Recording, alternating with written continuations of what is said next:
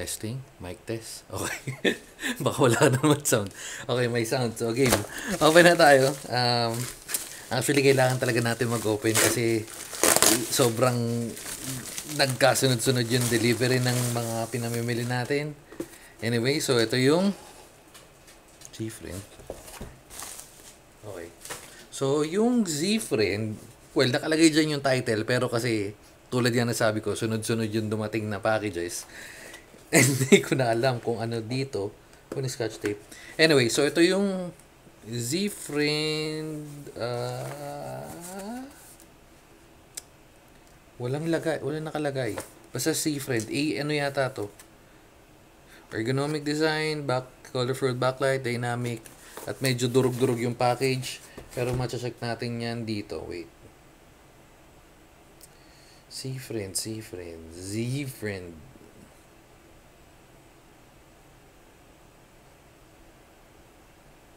Kasama na rin yung presyo. Wait lang.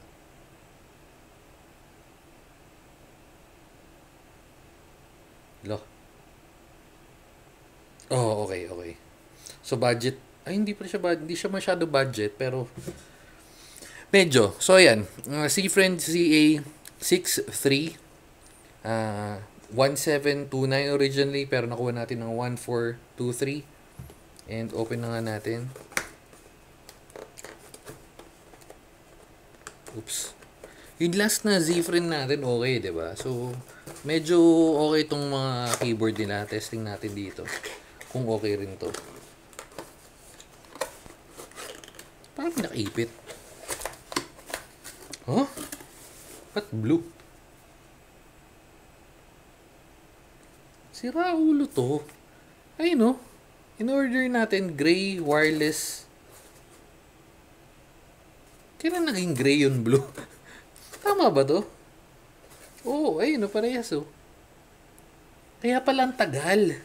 Kasi, tingnan nyo in-order ko nung May 30, or hindi pala May 30, sorry. May kasi 9. In-order ko nung September 30, kakadating lang nung October 10. Bakit? Pero dapat, kasi ang itsura niya dapat, ganun. Ayun o, ayun yung gray. Gray wireless switch. Ayun o, gray. Ang dumating sa atin is clean. Nako. Bakit? Pero dapat ayan. Hindi ko trip to. So malamang babalik to. Pero total, nandito na naman. Reviewin na natin. Ang layo. Gray. Gray ba yan? Wait. Balikan natin. Baka mamaya. Hindi. Pero yan talaga. Yun o. Gray wireless switch. At hindi naman nag-contact sa aking seller. So, anyway.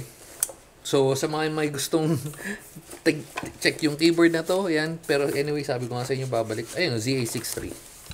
ZA63 Pro. Dito yung trip kong kulay, pero bakit yung pinadala nyo? Okay. So, yan. Yan yung basic function. At try mode to, alam ko. Ayun. Ay, meron ba? Palagay.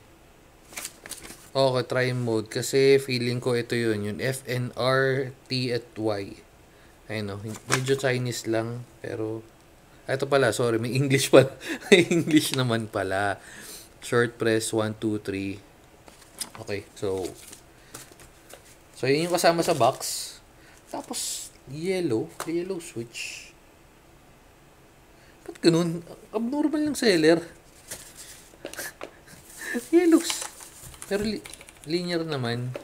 Tapos ito yung kable nila na kasama. Syempre USB-A, USB-C. Sakto lang. Di naman siya ganun kagandang pero di rin siya pangit. Ay no, yun yung kulay. Hindi ko trip yung kulay. Hindi ko trip yung kulay. Sakto lang. Ito. Syempre yung yan yung spacebar.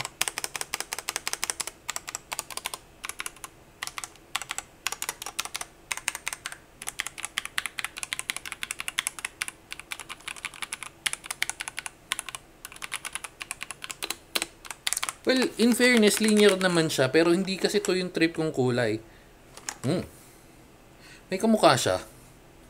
No? Itong setup na to. Ay, hindi pala kamukha. Kamukha niya pala. Z-Friend kasi no. Z-Friend din naman kasi yung isa. Wait. Wait, ito. Daling ko na. Teka. Ito yung sinasabi ko. Napatingin ako sa kabilang keyboard eh. Eh no. Sabi ko nga si friend din pala to. Sabi ko, kaya sabi ko kamukha. Okay. So, ito yung may nag-request kasi nito. Kaya kinuha ko yung isang kulay. Pero, didikit na natin to kasi nga tulad yan sabi ko ibabalik ko to, hindi ko trip yung kulay, pero anyway, so yan o, parehas na parehas ng itsura. Ang pinagkaiba lang nila is wala nito at yung space at yung arrow keys is dikit. So ito yung 63, ito yung 68. 68 nga ba? O 68. So yung difference nila, kaya sabi ko kamukha, ayun o, diba, pati ilalim. Anyway, so hindi yan yung review natin, kaya balik tayo dito. Although okay lang naman, pero hindi paglalaban ko yung ano ko, paglalaban ko hindi naman ito ni order ko, pero going back. So, tulad nga sabi ko, dahil parehas na parehas siya, meron siya ng pailaw sa gilid. Tapos yung USB-C sa gitna. Sa baba wala naman nakalagay. Sa ilalim is dalawang stand yan.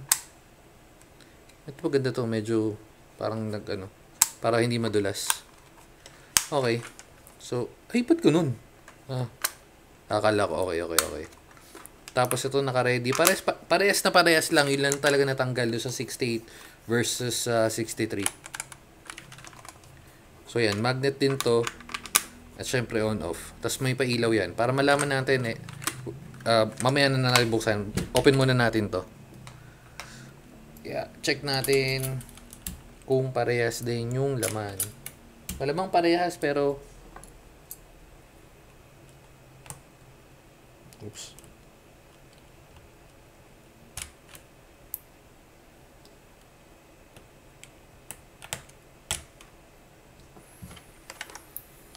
Okay. So yan. May foam sa ilalim.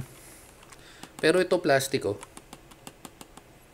So kaya yung tunog niya okay na. Pwede na. Para sa 1,700 or kung nakakuha ka na sale, nasa 1,500 na keyboard. Goods na to. And, yun nga, try mode siya. Pero hindi na natin tetesting yung try mode and yung software dahil wag na natin patagalin. Bukas malamang ibabalik ko to. So, paano yung return process? Usually sa Shopee, kasi dati, pag nag-return ka, ang mangyayari, may pupunta na courier and then yung courier ipipick up, tapos sila na yung magpapadala. Pero now, hindi na ginagawa na Shopee yun. Kailangan mong magpunta, it's either sa mga, sa mga certified na, basta pinagdadrapan kung ano man tawag yun, basta kailangan mo i-drop doon, or ikaw yung magpapadala, pero ang nangyayari is nire-reimburse down nila, pero hindi nangyari sa akin yun, kaya ginagawa ko is dinodrop off ko na lang. Anyway, so, yan. Linear naman siya. Ano yung tatak? ZF. Pero feeling ko ano to Gateron. Parang Gateron eh. Yung build, hindi pala feeling ko. Yung parang build, yung build quality, ayun oh.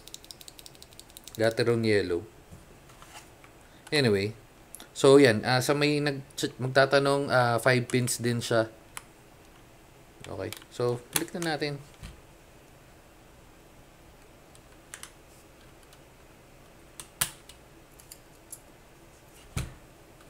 Ay, on natin para makita natin. Ito yung may pailaw dito eh. Oops. On. Okay, ayun oh. May pailaw siya dyan. Pati dito sa likod. Yan, gilid. Ayun, yun yung tagusan niya. Ayan, sa mga ganyan, nalaman natin pare-parehas. Nalagay ko na eh. Basta nalagay natin sa pare-parehas. Yung may space na ganun, pwede tayo maglagay ng diffuser. Okay? Yun lang.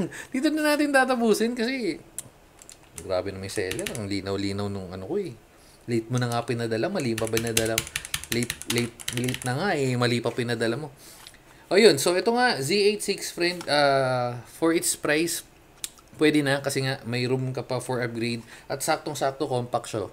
Kung di mo naman trip yung knob, okay lang sa'yo na medyo dikit to. Pero medyo alanganin sa akin to kasi ayun no, yung up niya.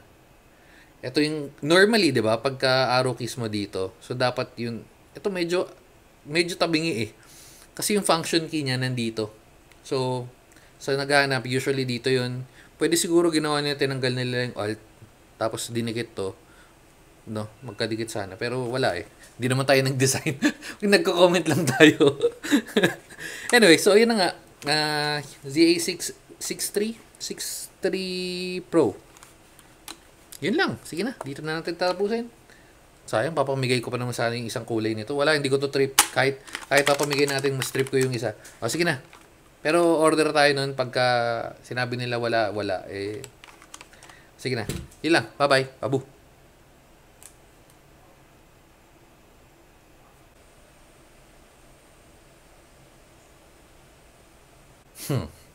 Update. Hindi ko na pala siya mababalik kasi hindi ko na-extend, wala na tayong refund button. Pero kukontakin yung seller. Kung anong mangyayari, update ko kayo. Pero kung anong magiging resulta nito, antayin yung mga susunod ako madata.